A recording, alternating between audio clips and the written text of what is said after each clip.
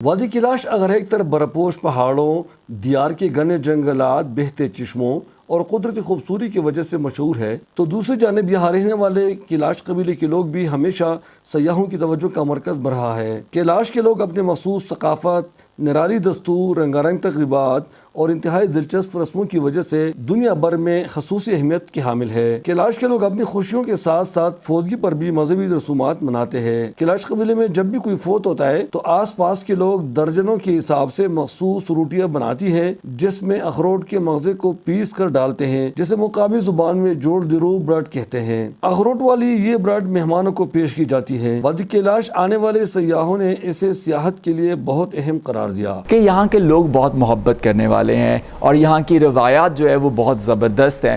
سب سے بڑا مسئلہ جو ہے ان کا ہے کہ ان کی گاڑی یہاں تک صحیح طرح نہیں پہنچ پاتی، کیونکہ وہ روڈ کا ہی مسئلہ ہے سب سے بڑا مسئلہ۔ جب وہ حل ہو جائے گا تو باقی مشکلات ختم ہو جائیں گی۔ انفراسٹرکچر اور یہاں کے ٹورزم ڈیولپمنٹ کے حساب سے جو کام آپ کو کرنا چاہیے وہ کریں اور دنیا کو بتائیں، جو پہلے آپ نے پاکستان ٹورزم میں نمبر 1 آ چکا کووڈ سے پہلے۔